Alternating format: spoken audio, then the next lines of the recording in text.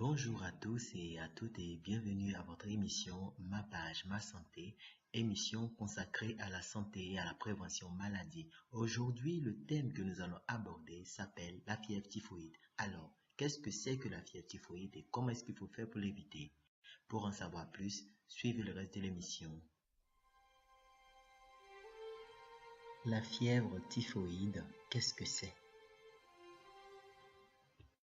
Responsable de la contamination de plus de 16 millions de personnes et de la mort de plus de 600 000 personnes par an, notamment en Afrique, en Asie et en Amérique latine, la fièvre typhoïde ou maladie des mains sales est une infection due au non-respect des règles d'hygiène personnelle, à l'ingestion d'eau contaminée et à la consommation d'aliments souillés.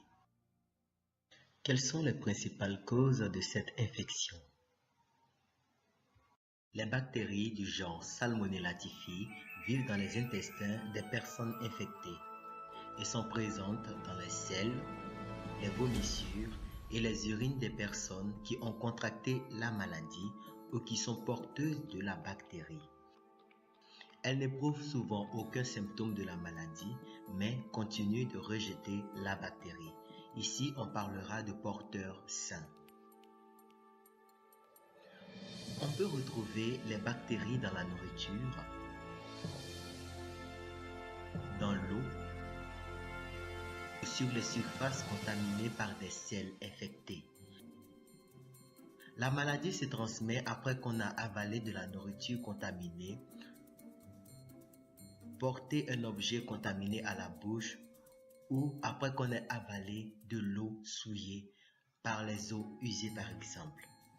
La nourriture et les surfaces peuvent être contaminées par contact avec les sels infectés provenant des mains mal nettoyées.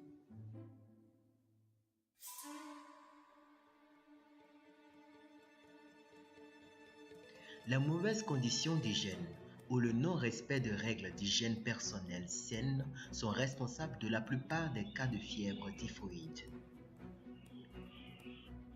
Suivons le trajet de la salmonelle ou du bacille de Hebert dans le corps humain.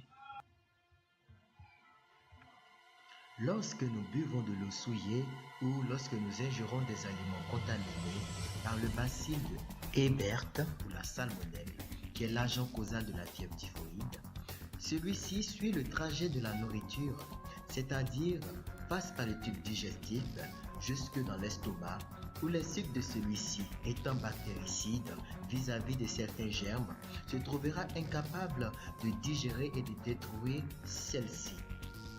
La bactérie de Hebert continuera donc son parcours jusqu'à l'intestin grêle, d'où elle sera absorbée pour destination le sang.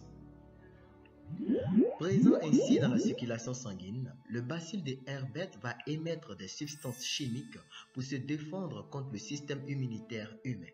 Ces toxines ainsi libérées vont, selon l'état général du malade et la destination de celles-ci, engendrer des désordres psychiques, cardiaques, digestifs et même cutanés. Symptômes. La fièvre typhoïde se manifeste 2 semaines après ingestion de la bactérie. Les principaux symptômes sont faiblesse,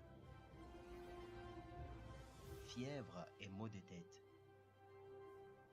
perte d'appétit, douleurs intestinales accompagnées parfois de lésions, de toux et d'éruptions cutanées, de constipation ou de diarrhée. La principale complication de la fièvre typhoïde est la perforation intestinale, entraînant hémorragie interne puis mort du malade. Pensez à consulter immédiatement un médecin dès apparition des premiers signes pour des conseils et d'éventuels traitements afin d'éviter le pire.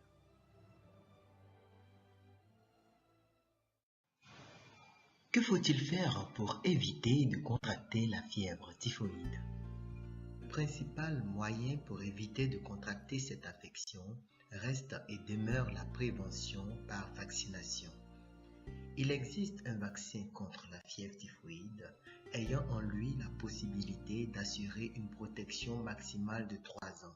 C'est-à-dire qu'un rappel tous les 3 ans est donc nécessaire pour continuer à développer une immunité vis-à-vis de la fièvre typhoïde. Pensez à consulter un spécialiste de la santé avant de faire la vaccination. D'autres mesures comme le respect des règles d'hygiène alimentaire et personnelle existent et sont tout autant plus importantes. Laver les aliments avant de les consommer ou de les cuisiner. Se laver les mains avant de cuisiner, de manger, après être allé aux toilettes, après avoir changé une couche, toucher des animaux ou manipuler de la viande ou du poisson cru. Bien cuire les aliments, les viandes, les poissons et les fruits de mer avant de les consommer. Ne consommer que des produits laitiers pasteurisés, lait, fromage et yaourt.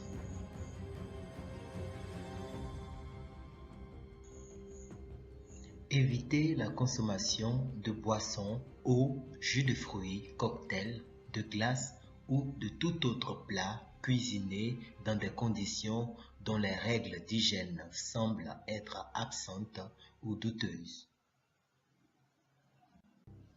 Pour un monde épanoui, luttons tous ensemble contre la fièvre typhoïde, car tous ces gestes simples peuvent sauver des vies.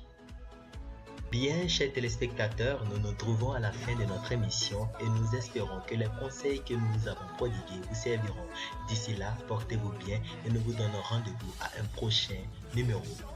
Merci à vous de partager cette vidéo car celle-ci pourrait peut-être sauver des vies.